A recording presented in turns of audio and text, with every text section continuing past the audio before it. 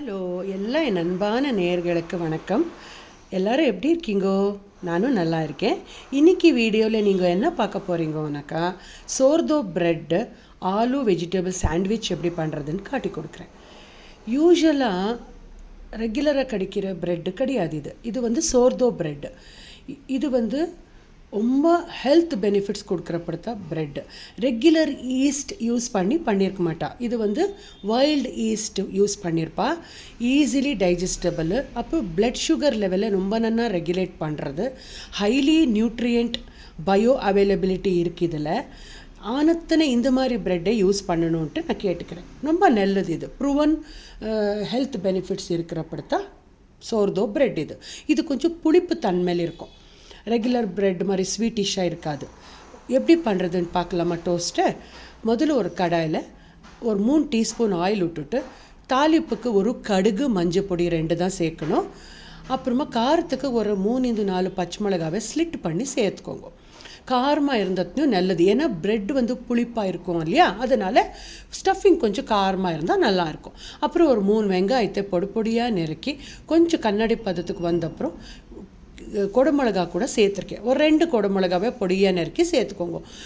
வெங்காயம் குடமிளகா 2 சாஃப்ட் ஆன பிறகு துருவின கேரட்டு, பொடியாக நறுக்கின தக்காளி எல்லாம் ஒரு 2-3 பொடியாக நறுக்கி சேர்த்துருக்கேன். தேவைப்படுற உப்பு சேர்த்துவிட்டு நல்லா ஒரு ரவுண்டு கிளறி விடுங்க.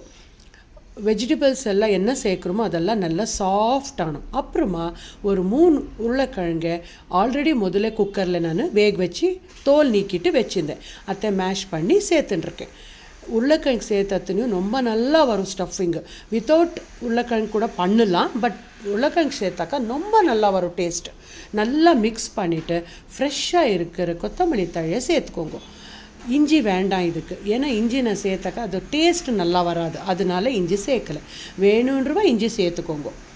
இப்போது ஸ்டஃபிங் ரெடி ஆகிடுச்சு. அதை ஒரு சைடில் வச்சுட்டு தோசைக்கல்லை வச்சுட்டு ஒரு 2 டீஸ்பூன் அளவுக்கு நெய் ஊற்றிட்டு இந்த சோர்தோ ப்ரெட்டை டோஸ்ட் பண்ணி எடுக்கணும். 2 சைடும் கொஞ்சம் ப்ரௌன் ஆகணும். அங்கே வரைக்கும் நீங்கள் திருப்பி அதை டோஸ்ட் பண்ணிவிட்டு ஒரு பிளேட்டில் வச்சுக்கோங்க. ஒரு 10 நிமிஷத்தில் டோஸ்ட் ஆகிடும். நீங்கள் கிரில்லர் இருந்தால் அதில் கூட பண்ணிக்கலாம்.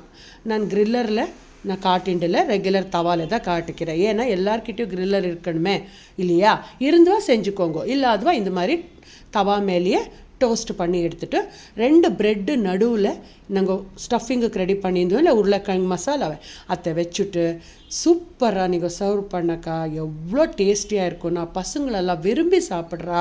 வயசான்வா இந்த சின்ன முதுகொண்டு எல்லோரும் சாப்பிட்லாம். அவ்வளோ நல்லா இருக்கும்.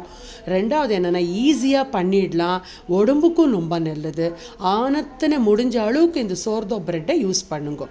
ஓகே ஃப்ரெண்ட்ஸ், இந்த வீடியோ பார்த்த உடனே உங்கள் வீட்லையும் செஞ்சுட்டு பசங்களுக்கு கொடுத்துட்டு என்ன சொன்னாங்கன்ட்டு எனக்கு சொல்லுங்கள். சிம்பிளாக டேஸ்டியாக ஈஸியாக பண்ணி காட்டியிருக்கேன். இந்த மாதிரி பிரேக்ஃபாஸ்ட் செஞ்சு எனக்கு எப்படி வந்ததுன்னு கமெண்ட்ஸில் சொல்லுங்க. பாய்.